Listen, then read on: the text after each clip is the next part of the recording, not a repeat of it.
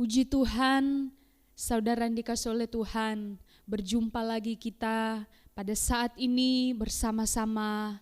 Kita akan memuji memuliakan nama Tuhan, kita akan segera memulaikan ibadah kita. Mari saudara, di bulan yang baru ini kita sambut dengan penuh sukacita bersama-sama dengan Tuhan. Mari kita menyanyikan pujian yang berkata, kasih-Mu, karyamu nyata dalam kehidupanku. Haleluya, puji Tuhan. Terima kasih Tuhan.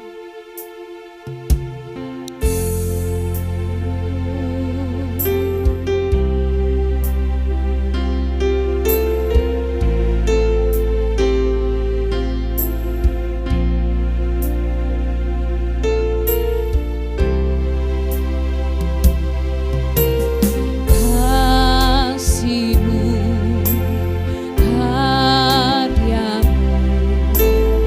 nyata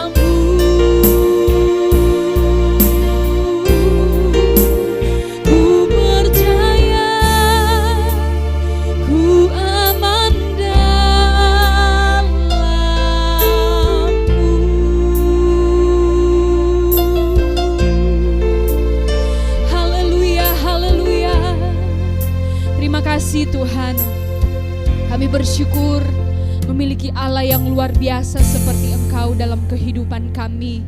Pada saat ini Tuhan, kami akan memuji memuliakan akan nama-Mu lewat puji-pujian kami. Biarlah hati Tuhan disenangkan. Kami akan segera memulaikan ibadah kami hanya di dalam nama Tuhan Yesus Kristus. Haleluya. Amin. Saudara yang dikasihi oleh Tuhan, bersama-sama mari saja kita semua bangkit berdiri. Kita menyanyikan pujian yang berkata, Anak Allah Yesus namanya. Haleluya, puji Tuhan.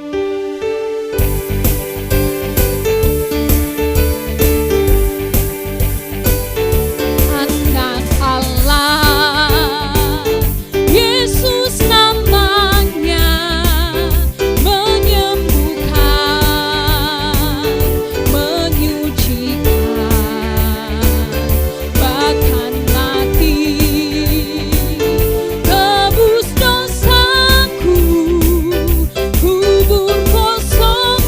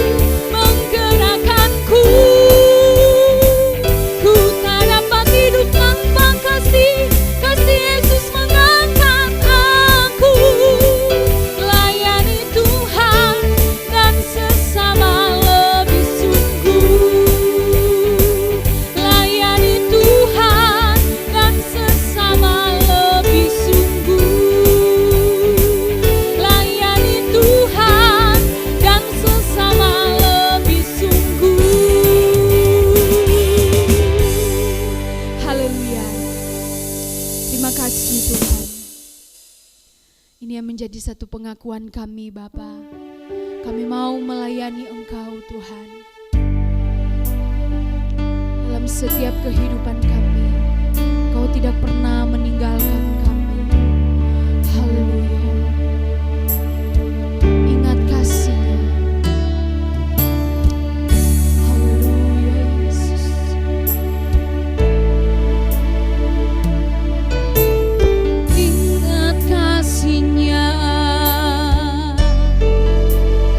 Ingat kebaikan-Nya.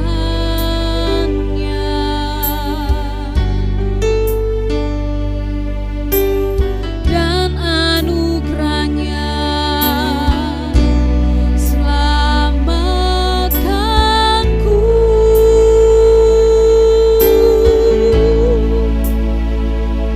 Sebab kasih-Nya setinggi langit, kasih setia Allah pada kita. Besar kasih Allah pada kita.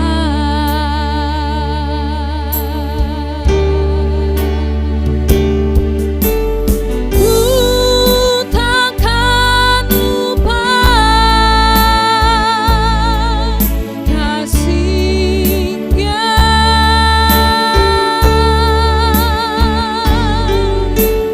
Ku takkan lupa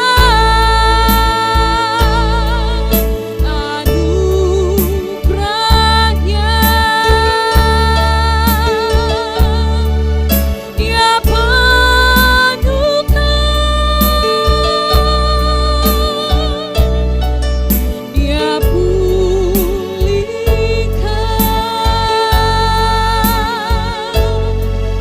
Dia puaskan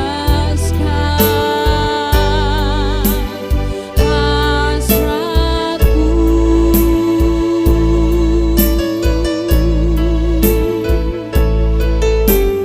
Besar kasih Allah pada kita. Ku takkan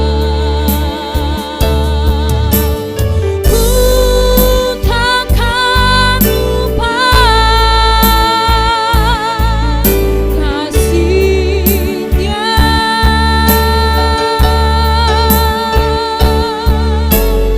Ku takkan lupa anugerah-Nya. Dia penuhkan,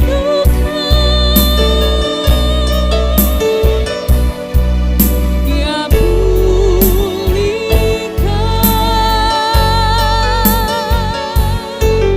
Dia puaskan hasratku.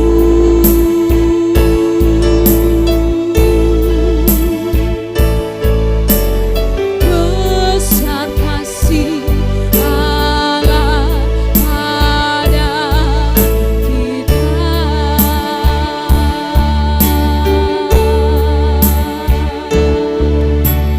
Besar kasih Allah pada kita.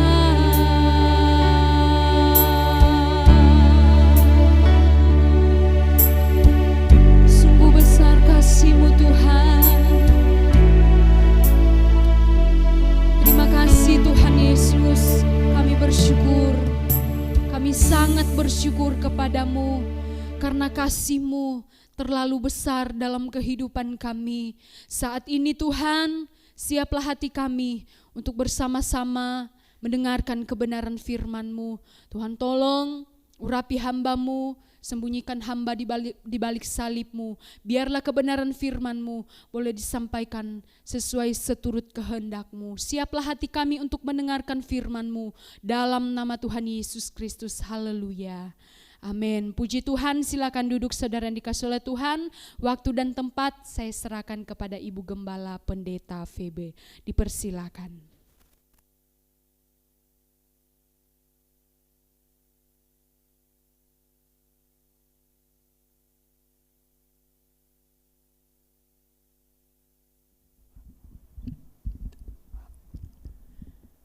Puji Tuhan. Selamat pagi jemaat yang dikasih oleh Tuhan, khususnya saya sapa jemaat GPDI Bethlehem Permata Buana.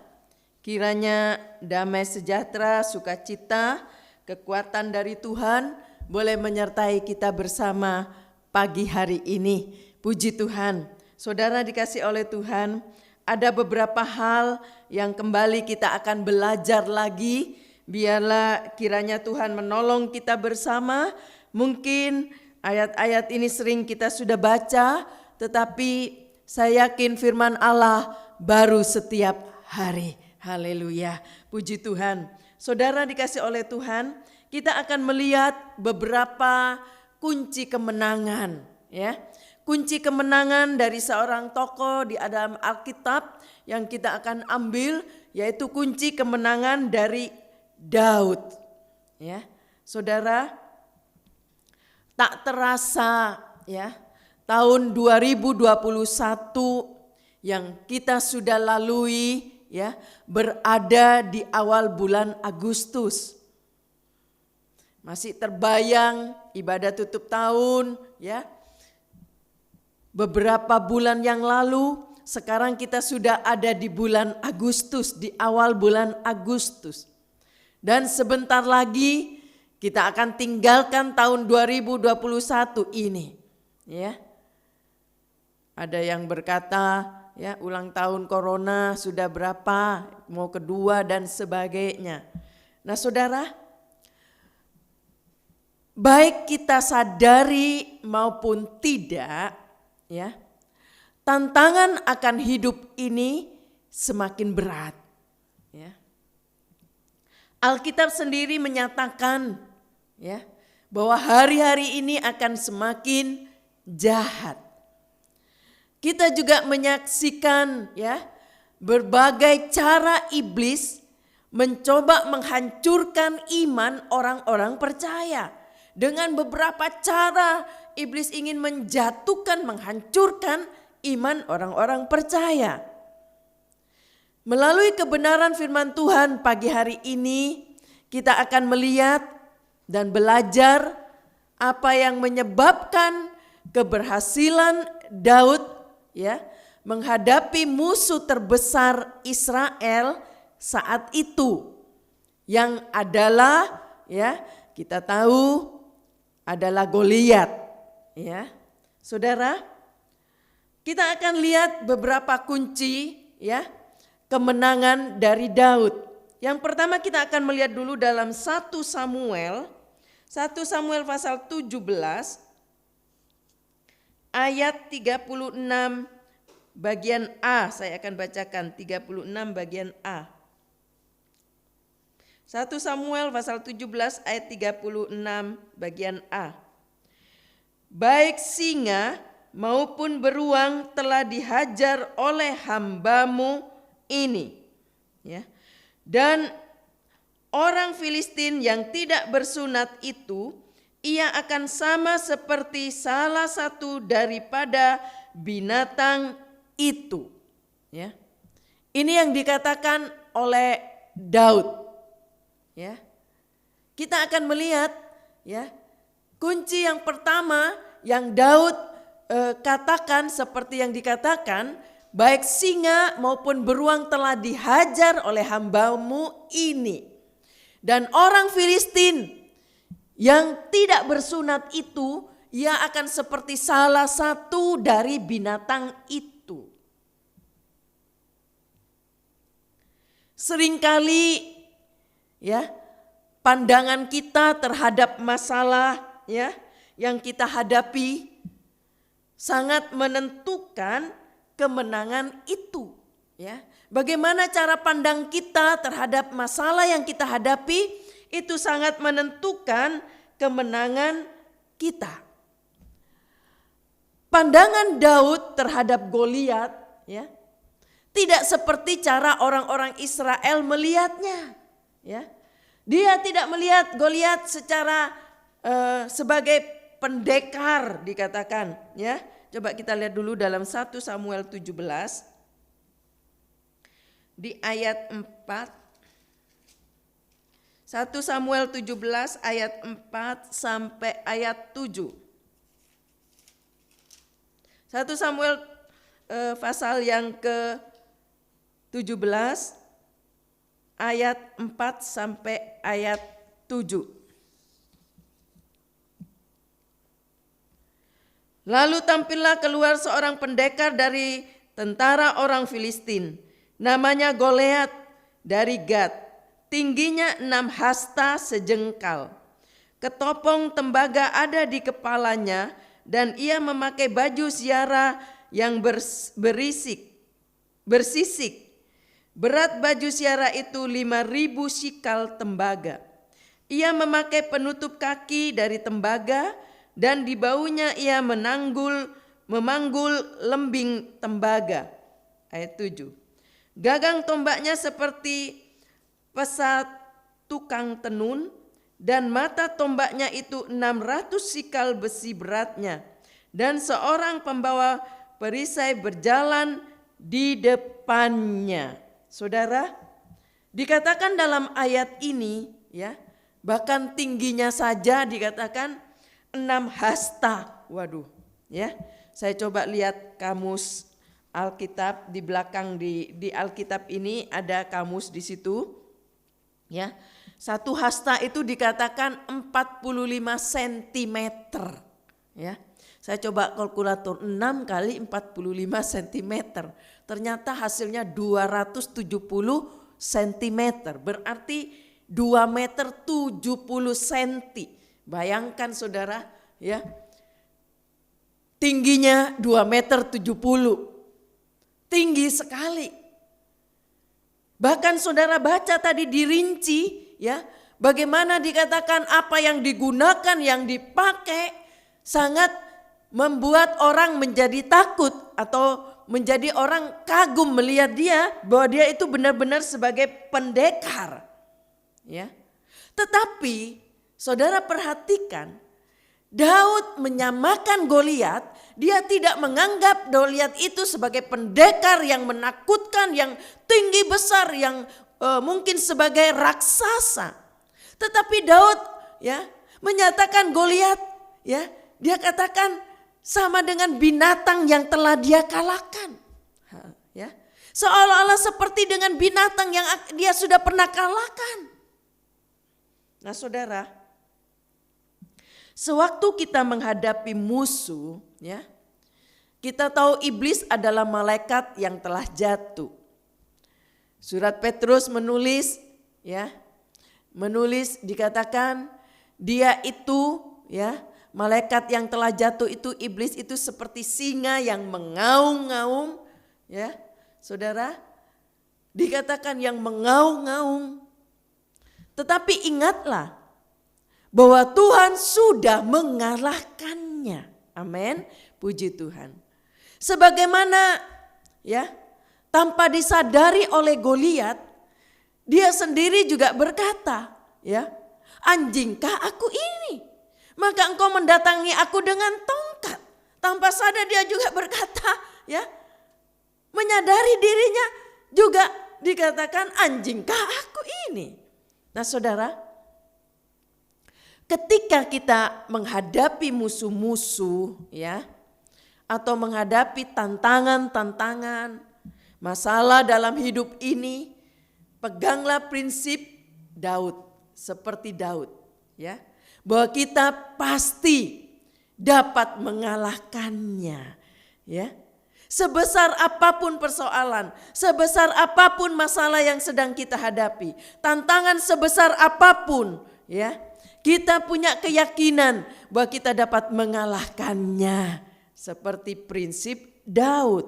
Coba kita lihat dulu apa yang Daud katakan. Mazmur, masih di dalam Mazmur kasih tanda ya di 1 Samuel, nanti kembali ke sana. Mazmur 121 ayat 1 sampai ayat 2. Mazmur 121 ayat 1 sampai ayat 2. Nyanyian Siara. Aku melayangkan mataku ke gunung-gunung. Dari manakah akan datang pertolonganku? Pertolonganku ialah dari Tuhan yang menjadikan langit dan bumi. Prinsip ini yang dipegang oleh Daud. Ya, dikatakan dalam ayat ini, pertolonganku ialah dari Tuhan yang maha tinggi, yang menciptakan langit dan bumi ini. Daud punya prinsip bahwa dia pasti dapat mengalahkan segala tantangan, segala musuh, segala apapun yang dihadapinya, termasuk Goliat. Yang orang-orang berkata dia itu adalah pendekar. Nah saudara, ini kunci kemenangan Daud. Daud meletakkan masalah yang dihadapi, persoalan yang dihadapi, ya, dia anggap itu dapat dikalahkan bersama dengan Tuhan. Haleluya. Ya, tidak memperbesar masalahnya, tidak kagum dengan masalahnya, tetapi dia punya prinsip bahwa masalah sebesar apapun bagi dia dapat mengalahkannya. Puji Tuhan, sebab dia tahu pertolongan itu datang dari tempat yang maha tinggi.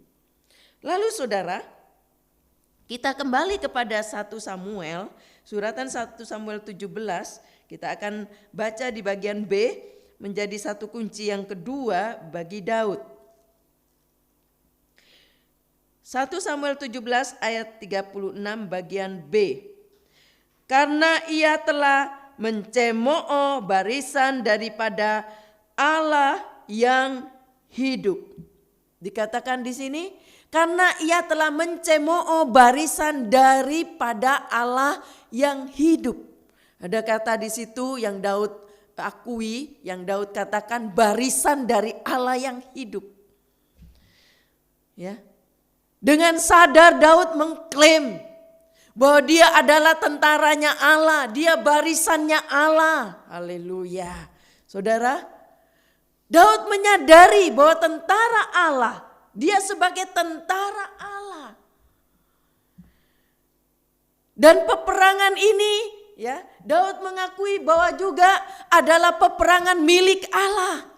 Kalau dia sebagai tentaranya Allah, sebagai barisan Allah, maka berarti dia juga termasuk dalam barisannya Allah, tentaranya Allah, dan itu juga berarti peperangan milik Allah. Haleluya. Saudara, sebagai tentara, ya, tentu dia memiliki pemimpin atau panglima. Yesuslah, jangan lupa, Yesuslah panglima kita. Haleluya. Ya, Yesus panglima kita. Panglima yang dapat memiliki atau yang dapat mengatur, ya, strategi dalam peperangan. Panglima lah yang akan mengatur strategi dalam peperangan itu. Dan tentara akan berperang sesuai dengan strategi, ya, yang diperintahkan oleh panglima tersebut, bukan? Sebab kita punya panglima. Kita sebagai tentara Allah, sebagai barisan Allah, ya, punya panglima. Panglimalah yang akan mengatur strategi itu. Haleluya. Puji Tuhan. Adalah luar biasa saudara. Ya, kalau kita melihat bagaimana dikatakan, ya, luar biasa ketika Daud mengklaim bahwa dia adalah tentara Allah. Ya, padahal saudara, sesungguhnya secara jasmani manusia, dia bukan tentara saat itu. Dia berada di tempat itu adalah karena disuruh ayahnya Isai, ya, untuk mengantarkan perbekalan makanan untuk ketiga kakaknya yang sedang berperang. Ya. Dia cuma disuruh mengantar makanan oleh ayahnya. Dia bukan sebagai tentara di situ. Tetapi Daud mengklaim dirinya bahwa saya adalah tentara Allah. Dia sudah menghina tentara Allah. Dia sudah menghina barisan Allah. Haleluya. Puji Tuhan. Kita adalah tentaranya Allah, barisannya Allah. Dia adalah panglima kita. Puji Tuhan. Nah, ini kunci yang kedua yang dialami oleh Daud sebagai kemenangan. Karena Daud mengklaim dirinya bahwa dia sebagai tentaranya Allah dan Allah sebagai panglimanya. Berarti strategi perang ada di tangan panglima. Ya, puji Tuhan. Dan peperangan itu juga menjadi milik panglimanya. Puji Tuhan. Lalu kunci yang ketiga kalau saudara lihat, ya. Kunci ketiga kita kembali kepada suratan 1 Samuel 17 ayat 37.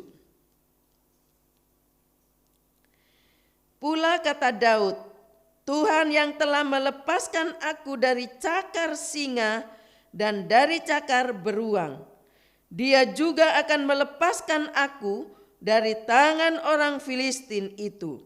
Kata Saul kepada Daud, pergilah, Tuhan menyertai engkau. Ya, dikatakan dalam ayat ini, Tuhan yang telah melepaskan aku dari cakar singa, kata Daud, dan cakar beruang. Dia juga akan melepaskan aku dari tangan orang Filistin ini. Daud mengingat kembali pengalaman bagaimana dia pernah ditolong oleh Tuhan. Pengalaman dia bisa mengalahkan singa. Dia bisa mengalahkan beruang. Dia mengingat kembali pertolongan yang pernah dia alami dari Tuhan. Bila dalam pengalaman, dalam pengalamannya dulu Tuhan sudah menolong, Daud punya prinsip bahwa kalau dulu Tuhan pernah menolong persoalan yang berat, Tuhan yang sama juga akan menolong dia saat dia menghadapi Goliat yang ada di depannya. Ya. Tuhan yang sama, Daud punya prinsip bahwa Tuhan yang sama akan menolong saya. Kalau dulu saya bisa melepaskan dari cakar singa dan beruang, berarti sekarang pun dia dapat mengalahkan Goliat. Ya, puji Tuhan. Karena Tuhan yang sama yang akan menyertai dia. Puji Tuhan. Kalau kita juga punya prinsip seperti Daud. Kalau dulu Tuhan pernah tolong, sakit penyakit mungkin penyakit yang sudah akan membawa kematian, berbahaya, tetapi Tuhan sudah loloskan, Tuhan sudah tolong. Kalau kali ini kita menghadapi masalah yang sama, yakinilah Tuhan yang sama juga akan menolong saudara dan saya. Puji Tuhan, haleluya. Itulah sebabnya di dalam pergumulan kita, dalam menghadapi tantangan demi tantangan, pentinglah kita itu mengingat akan pertolongan yang pernah kita alami bersama dengan Tuhan. Dulu pernah ditolong oleh Tuhan. Dulu Tuhan pernah lepaskan saya dari persoalan yang cukup berat. Dari masalah yang cukup berat. Ingat kembali. Adakan untuk mengingat kembali. Ya, saudara, bahwa pernah punya pengalaman ditolong oleh Tuhan. Dan yakinilah bahwa Tuhan yang sama, yang sudah menolong dulu dalam hal-hal yang dahulu, Tuhan itu juga yang akan menolong saya dan saudara kembali. Puji Tuhan. Haleluya. Saudara yang kasih oleh Tuhan. Itulah sebabnya setiap tantangan yang kita hadapi ada maksud Tuhan. Tuhan punya maksud, Setiap tantangan yang Tuhan izinkan kita alami karena Tuhan punya maksud dalam tantangan yang kita hadapi, Pengalaman yang kita pernah alami sebelumnya, akan dipakai olehnya untuk meneguhkan bahwa kita juga akan mampu untuk melewatinya dulu sudah pernah melewatinya, ya, dan itu akan meneguhkan bagi kita. Kalau toh Tuhan izinkan kembali, kita harus menghadapi satu pengalaman, ya, menghadapi tantangan, menghadapi masalah. Maka ini juga akan membuat kita, ya, masalah ini dipakai olehnya untuk meneguhkan bahwa saudara juga akan mampu untuk melewatinya. Puji Tuhan, haleluya. Lalu selanjutnya kita melihat saudara, kunci yang keempat, ya, kunci yang keempat apa yang dilakukan oleh Daud untuk mengalahkan Goliat. Kita lihat dalam 1 Samuel 17. Kita lompat ke ayat 45. 1 Samuel 17 ayat 45. Tetapi Daud berkata kepada orang Filistin itu, engkau mendatangi aku dengan pedang dan tombak dan lembing, tetapi aku mendatangi engkau dengan nama Tuhan semesta alam, Allah segala barisan Israel yang kau tantang itu. Ya, Daud berkata kepada orang Filistin, dikatakan ayat ini, engkau mendatangi aku dengan pedang, tombak, dan lembing, dikatakan di situ. Ada 3 alat yang disebutkan oleh Daud. Kita ambil belajar, ya, kita ambil maknanya dari apa yang disebut oleh Daud, ya. Alat-alat apa yang dikatakan bahwa Goliat datang membawa pedang, tombak, dan lembing.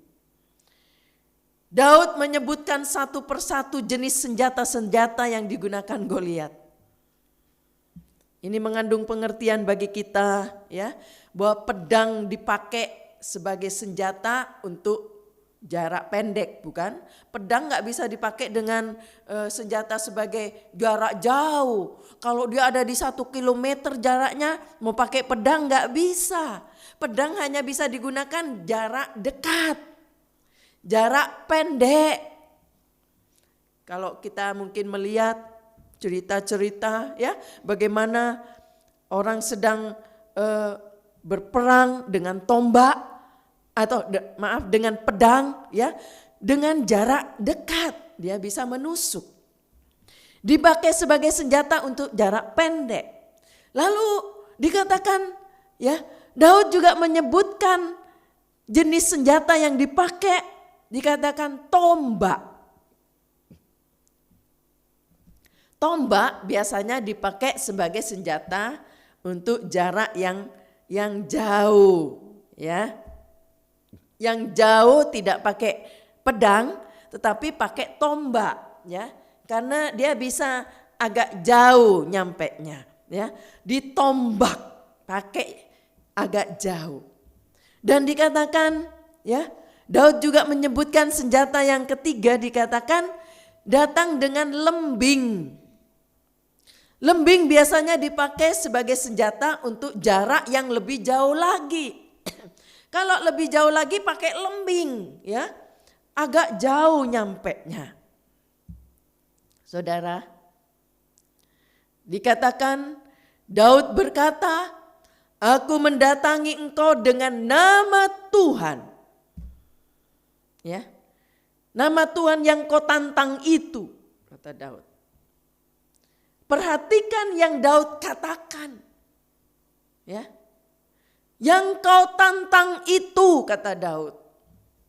Siapa yang Goliat tantang? Ya, bukankah Daud? Kalau di depan Goliat yang ada Daud, ya. Tetapi Daud berkata, ya, siapa yang kau tantang itu, ya. Saudara, bukan Daud. Daud meletakkan dirinya, bukan aku yang kamu tantang, tetapi Tuhan yang kamu tantang, ya. Daud menyadari, saudara, Daud menyadari bahwa dia tidak sanggup melawan Goliat. Dia mengakui bahwa dia itu enggak sanggup menghadapi Goliat. Tetapi Goliat menantang Allah. Siapa yang kau tantang itu? Yang dia tantang adalah Allah, kata Daud. Ya.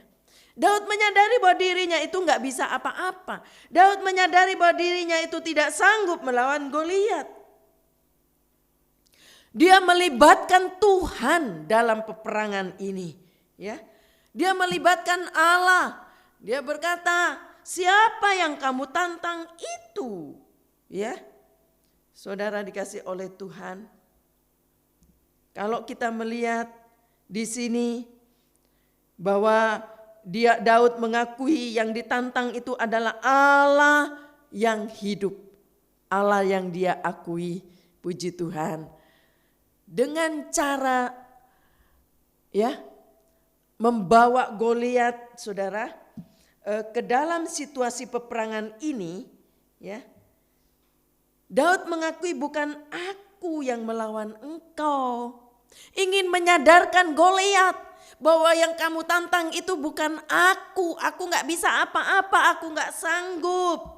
Tetapi yang kau tantang itu Tuhan. Dia ingin menyadarkan Goliat, ingin menunjukkan kepada Goliat, yang kamu tantang itu adalah Tuhan. Coba kita lihat saudara, saya ingat satu ayat dalam Roma, coba kita lihat Roma pasal 8 ayat 31. Roma 8 ayat 31. Sebab itu apakah yang akan kita katakan tentang semuanya itu? Jika Allah di pihak kita, siapakah yang akan melawan kita? Haleluya. Daud punya prinsip. Daud mengimani ini, bahwa siapa yang ada di dalam Tuhan, kalau Allah ada di pihak kita, siapa yang dapat melawan kita? Kalau saudara perhatikan di dalam 1 Samuel, coba kita lihat juga kembali ke 1 Samuel saudara. 1 Samuel pasal 17 ayat 46 sampai 47.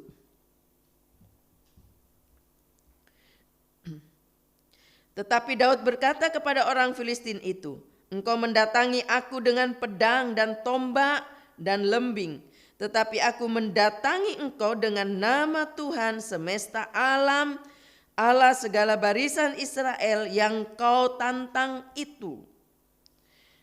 Hari ini juga Tuhan akan menyerahkan engkau di dalam tanganku, dan aku akan mengalahkan engkau dan memenggal kepalamu dari tubuhmu. Hari ini juga aku akan memberikan mayatmu dan mayat tentara orang Filistin kepada burung-burung di udara dan kepada binatang-binatang liar, supaya seluruh bumi tahu bahwa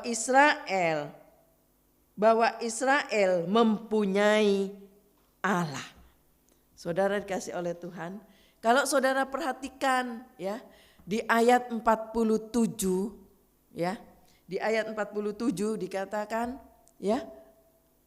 Tuhan menyelamatkan bukan dengan pedang dan bukan dengan lembing, bahwa Allah yang dia sembah, tidak menyelamatkan, bukan menyelamatkan dengan pedang, bukan menyelamatkan dengan lembing, bukan menyelamatkan dengan tombak dan sebagainya. Demikian juga saudara, sewaktu kita memanggil nama Tuhan, kalau kita memanggil nama Tuhan, Tuhan di atas segala-galanya, Tuhan punya kesanggupan, Tuhan dapat menolong kita dalam segala hal, sebab nama Tuhan di atas segala-galanya. Haleluya. Tuhan tidak saja hadir pada jarak pendek. Ya, tadi dikatakan pakai pedang jarak pendek, ya. Tuhan tidak hanya hadir di jarak pendek atau juga jarak pada jarak jauh atau juga pada jarak yang paling jauh dengan lembing tadi. Dia adalah Tuhan yang berada di setiap waktu, yang tidak dibatasi oleh ruang dan waktu. Kapan saja kita akan memanggil Dia, ya. Mungkin kita berada di tempat yang orang berkata terpencil, tersendiri, jauh dari orang, jauh dari manusia yang lain dan sebagainya. Jangan lupa kita punya Tuhan, ya. Allah kita, Tuhan kita adalah Tuhan Yesus Kristus. Dia adalah Tuhan yang berada di setiap waktu, yang tidak dibatasi oleh ruang dan waktu. Puji Tuhan. Saudara, kalau kita melihat kunci yang kelima sebagai kunci yang terakhir, kembali kepada 1 Samuel 17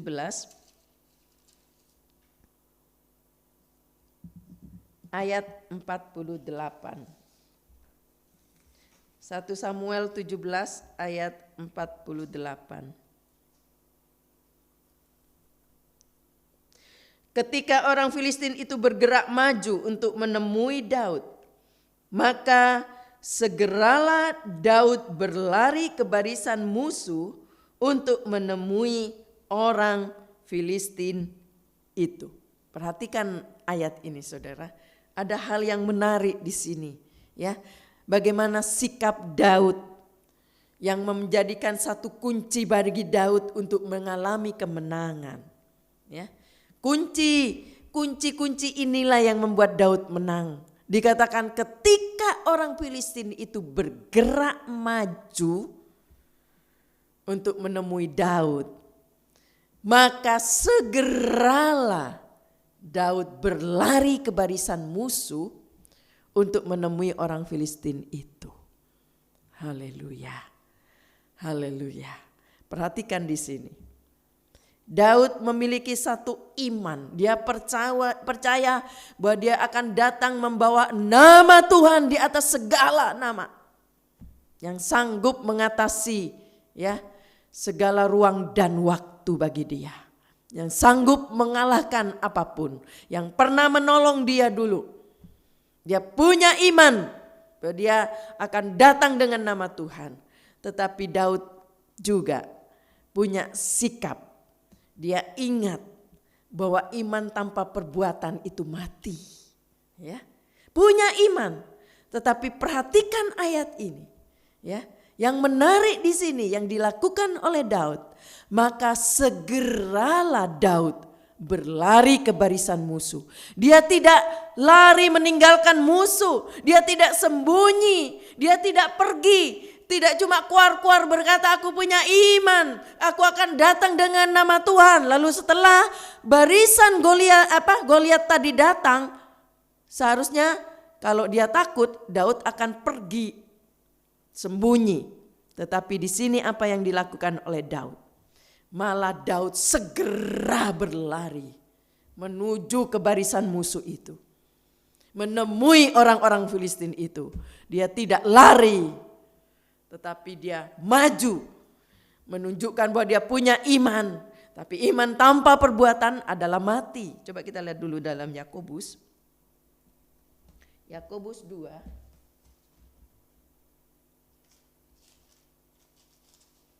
Yakobus 2 ayat 26. Yakobus 2 ayat 26.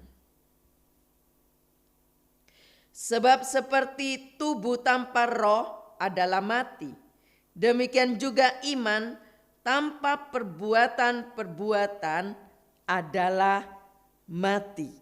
Ya, iman tanpa perbuatan adalah mati. Kita sudah saksikan dan lihat iman Daud, ya.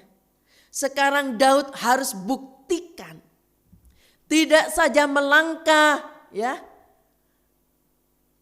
dan memiliki iman menghadapi Goliat.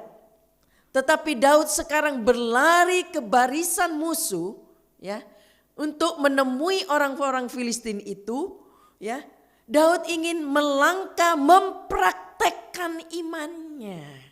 Puji Tuhan, haleluya, ya. Iman tidak saja percaya, tetapi juga ada perbuatan kita yang harus menyertai, ya. Menyertai kepercayaan kita, perbuatan kita menyertai, haleluya, iman kita. Maka akan terjadi suatu kuasa Tuhan yang dicurahkan dalam setiap pergumulan-pergumulan kita. Karena iman kita tidak mati, tetapi iman tanpa perbuatan dikatakan mati. Kita membuktikan dengan perbuatan kita bahwa kita punya iman. Kita punya Tuhan yang hidup, yang sanggup menolong saya dalam segala hal. Biarlah kita juga membuktikan, mempraktekkan iman itu. Puji Tuhan. Saudara yang dikasih oleh Tuhan, pelajaran yang indah, ya, kita dapat praktekkan atau kita dapat petik dari Daud.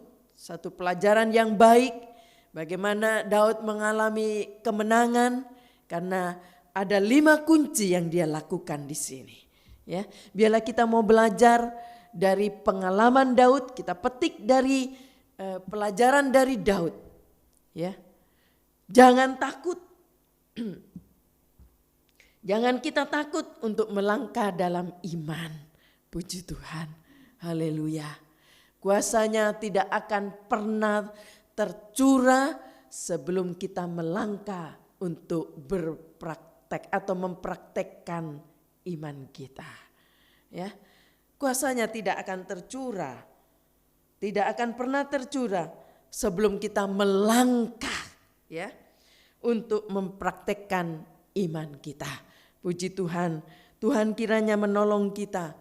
Sebab Tuhan yang sama, Tuhan yang kita sembah, yang kita yakini, Tuhan yang sudah mengampuni dosa kita, salah kita dengan kematian Yesus di atas kayu salib.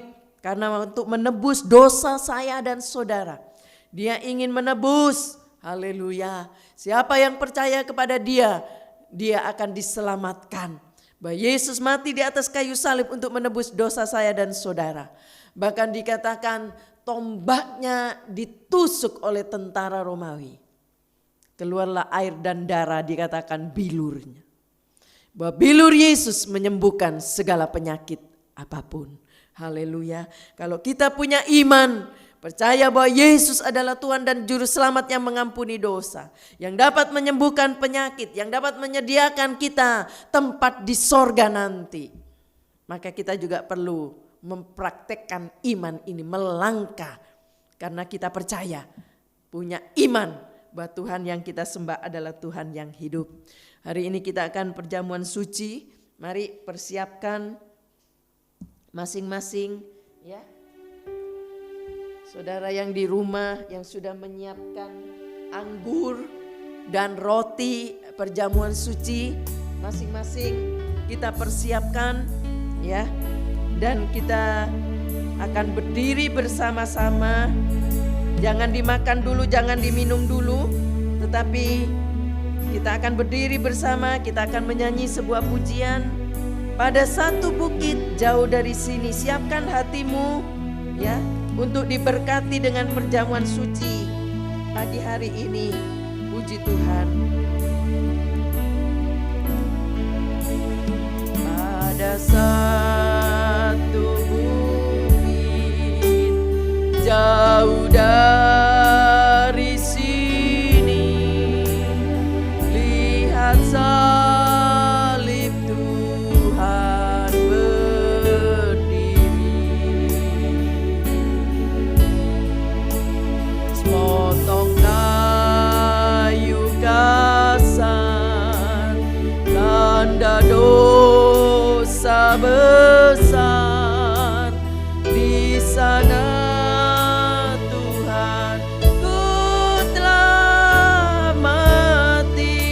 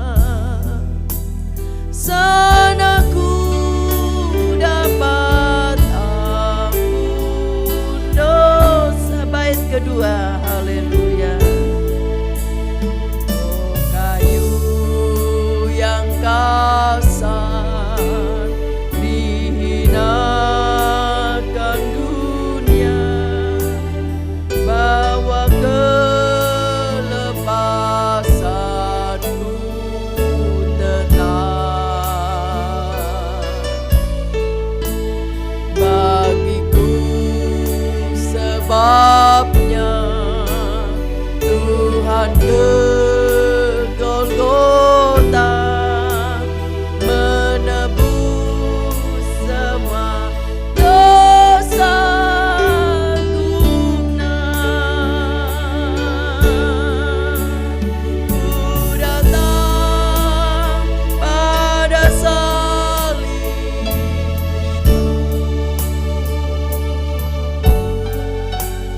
ku ingat cintanya Tuhanku,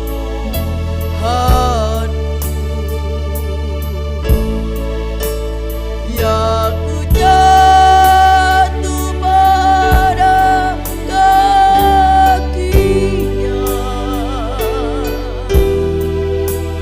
Sana ku dapat ampun dosa. Ku datang pada salib itu,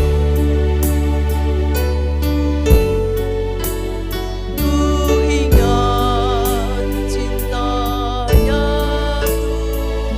Tuhanku, ya ku jatuh pada kakinya. Sana ku dapat ampun dosa. Saudara, angkat roti ini sebagai lambang tubuh Yesus yang sudah dipecah-pecahkan karena dosa kita.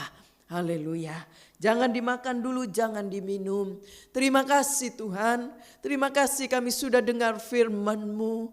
Biarlah iman yang kami miliki di dalam Yesus itu boleh bertumbuh kuat dan tidak menjadi mati, tetapi bertumbuh kuat. Karena iman tanpa perbuatan adalah mati. Tolong kami, biarlah kami terus bertumbuh dalam iman yang kami percayai dari janji firman-Mu bahwa Engkau sudah mati buat kami. Bahkan tubuh-Mu terpecah-pecah untuk kami Tuhan, karena Engkau ingin menebus dosa kami. Terima kasih buat pengorbanan-Mu. Satu bukti kami boleh diingatkan kembali lewat di tangan kami ada tubuh Yesus yang sudah dipecah-pecahkan untuk kami.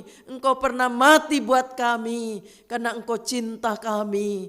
Kiranya makanan yang benar ini menyatu dengan tubuh kami karena kami percaya kepada Yesus yang sudah mati buat kami. Terima kasih Tuhan. Kami yakin Kau akan berkati kami semua. Lewat perjamuan suci kami akan menerima berkat Allah. Yang sakit akan disembuhkan di dalam nama Yesus. Yang punya persoalan, punya masalah apapun, Tuhan akan tolong lewat iman yang kami percayai saat kami mengadakan perjamuan suci. Karena kami punya iman kepada Engkau. Terima kasih Tuhan. Sebab apa yang telah kuteruskan kepadamu telah aku terima dari Tuhan, yaitu bahwa Tuhan Yesus pada malam waktu Ia diserahkan mengambil roti dan sesudah itu Ia mengucap syukur atasnya. Ia memecah-mecahkannya dan berkata, "Inilah tubuhku yang diserahkan bagi kamu. Perbuatlah ini menjadi peringatan akan aku." Mari kita makan dalam nama Tuhan Yesus Kristus.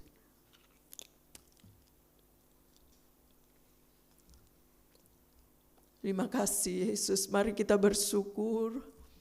Karena kami percaya kepada Yesus yang sudah mati, tubuhnya yang sudah dipecahkan untuk dosa kami. Terima kasih Tuhan, tubuh-Mu menyatu dengan tubuh kami. Karena kami percaya kepadamu. Terima kasih Bapa yang baik. Mari kita angkat anggur sebagai lambang darah Yesus. Dengan tangan kanan ke atas. Jangan diminum dulu. Demikian juga Ia mengambil cawan sesudah makan. Lalu berkata, "Cawan ini adalah perjanjian baru yang dimeteraikan oleh darahku. Perbuatlah ini setiap kali kamu meminumnya. Menjadi peringatan akan aku. Sebab setiap kali kamu makan roti ini dan minum cawan ini, kamu memberitakan kematian Tuhan sampai Ia datang. Mari kita minum di dalam nama Tuhan Yesus Kristus. Terima kasih Yesus. Darah-Mu menyatu dengan darah kami, karena kami percaya darah-Mu tercurah karena dosa kami, karena ingin mengampuni dosa kami. Terima kasih buat pengorbanan-Mu. Terima kasih untuk apa yang Kau sudah buat bagi kami, sebagai bukti kasih-Mu, sebagai bukti cinta-Mu kepada kami. Engkau buktikan lewat diri-Mu. Engkau mati di atas kayu salib untuk menebus dosa kami. Terima kasih Bapa yang baik. Terima kasih untuk ibadah yang diberkati Allah pagi hari ini. Siapapun yang mengikuti ibadah ini, khususnya jemaat GPDI Bethlehem Permata Buana, apapun yang sedang mereka alami hari-hari ini Tuhan, kalau ada yang sedang sakit, baik di rumah atau di rumah sakit, ada yang menghadapi masalah keuangan, masalah pekerjaan, ada omset-omset yang belum terpenuhi, ada usaha-usaha baru yang akan dimulai, apapun yang sedang mereka lakukan, ada yang baru bekerja dalam pekerjaan yang baru, ada yang sedang mencari pekerjaan, apapun yang sedang mereka alami, Engkau tolong mereka yang percaya kepadamu di dalam nama Yesus. Yang sakit Engkau sembuhkan dalam nama Yesus. Penyakit apapun, baik virus-virus corona, penyakit apapun yang mengganggu, seringkali datang kambuh, mengganggu umat-Mu dalam nama Yesus. Engkau lalukan dari segala penyakit, persoalan apapun yang mereka alami. Tuhan menolong, rumah tangga mereka diberkati. Kalau ada yang sedang diambang kehancuran keluarga rumah tangga mereka, Engkau sanggup memulihkan kembali. Biarlah rumah tangganya utuh kembali di dalam nama Yesus. Bahkan hubungan anak dengan orang tua yang tidak harmonis, hubungan suami istri yang tidak harmonis, Engkau tolong di dalam nama Yesus. Kalau ada keluarga-keluarga yang sudah lama meninggalkan Tuhan Yesus, Engkau kuatkan kembali, panggil dengan kasih-Mu, agar dia kembali bertobat dan kembali bertelut di bawah kaki Yesus, dan percaya dan berhidup bersama dengan Engkau di dalam nama Yesus. Terima kasih Tuhan, yang belum diselamatkan Engkau selamatkan Tuhan. Siapapun mereka Engkau selamatkan yang belum diselamatkan di dalam nama Yesus. Terima kasih Bapa yang baik, kami titipkan baik dari anak-anak balita, baik anak-anak sekolah minggu, mungkin mereka sedang sekolah dengan online, mereka sebagai siswa-siswi yang kuliah, semua ada dalam perlindungan Allah. Jagai mereka Tuhan, jauhkan dari penyakit, virus-virus, pergaulan-pergaulan yang jahat, berikan mereka hikmat di dalam nama Yesus. Biarlah mereka menjadi contoh teladan sebagai anak-anak Tuhan yang takut akan Tuhan. Yang sedang berulang tahun, baik ulang tahun pernikahan, ulang tahun kelahiran, dalam minggu-minggu ini kiranya turunkanlah berkat-Mu di dalam nama Allah Bapa, Anak dan Roh Kudus, yaitu berkat panjang umur, kesehatan, akal budi, hikmat yang datang dari Tuhan, turun atas mereka semua. Dan Engkau memberikan kebahagiaan dalam rumah tangga, dalam keluarga-keluarga. Mereka semakin harmonis dan manis di dalam Yesus. Terima kasih Bapa yang baik. Baik keluarga-keluarga yang merindukan keturunan, Tuhan tolong, biarlah mereka boleh melihat mujizat dari Tuhan. Engkau sanggup membuka rahimnya di dalam nama Yesus. Terima kasih Tuhan. Yang belum mendapat pekerjaan, Engkau tolong mereka semua. Kalau ada yang sedang keluar kota karena tugas pekerjaan, ada yang akan keluar kota, Engkau kiranya lindungi, jaga mereka semua. Engkau memberikan perlindungan di mana mereka berada, lindungi di dalam nama Yesus.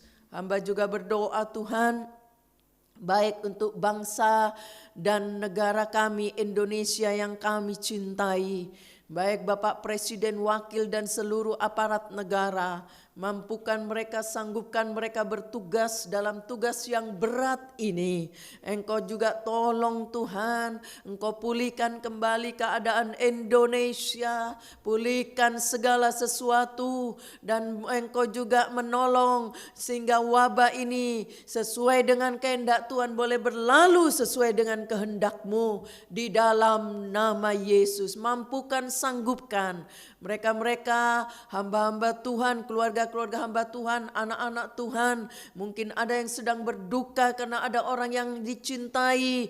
Oh Tuhan, boleh meninggalkan mereka, Engkau kuatkan mereka, mampukan. Kalau ada masalah, tekanan-tekanan yang mereka alami, tekanan perekonomian yang mereka alami dari anak-anak Tuhan dimanapun, Tuhan tolong mereka semua di dalam nama Yesus. Terima kasih Bapa yang baik, terima kasih Tuhan, kami bersyukur sebab Engkau baik, Engkau yang akan menolong dan memberkati kami semua.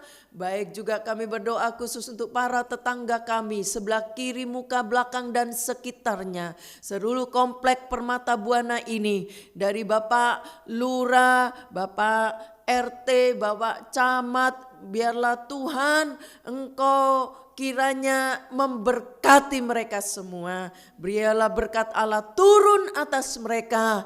Dengan adanya rumah Allah di sini membawa dampak berkat bagi mereka semua. Terima kasih Bapa yang baik. Berkati juga yang sudah melayani pagi hari ini, keterbatasan kami, walaupun ibadah kami masih mengadakan ibadah online. Tuhan berkati mereka semua, baik yang di rumah, semua diberkati Allah. Siapapun dia, diberkati oleh Tuhan. Engkau balas dan berkati segala korban-korban dari seluruh umat-Mu, jemaat yang sudah memberikan untuk kas gereja, mereka-mereka yang sudah memperhatikan rumah Allah sebagai donatur-donatur gereja, yang memperhatikan pastori, yang mengembalikan milik Allah perpuluhan, apa saja yang mereka buat untuk pekerjaan Allah di tempat ini. Engkau sanggup membuka tingkap langit, memberkati yang percaya. Terima kasih Bapa yang baik, terima kasih Tuhan. Kami bersyukur untuk pagi yang indah ini. Engkau akan beserta dengan kami. Jauhkan sepanjang hari ini kami berbuat dosa, berbuat salah, tapi kami mau hidup bersama dengan Engkau. Kami serahkan segala persoalan kami. Kami yakin bagi Tuhan tidak ada yang mustahil. Terima kasih Tuhan. Sekarang saudara-saudara yang dikasihi oleh Tuhan, terimalah berkat yang datang dari Allah Bapa, kasih sayang dari Yesus sebagai putra Allah yang tunggal, bahkan bimbingan, penyertaan Roh Kudus akan menyertai kita terus sampai Engkau datang kembali. Terima kasih Bapa yang baik, di dalam nama Allah Bapa, Anak dan Roh Kudus, yaitu di dalam nama Tuhan Yesus Kristus, kami sudah berdoa. Haleluya. Amin. Puji Tuhan, Tuhan memberkati. Selamat pagi.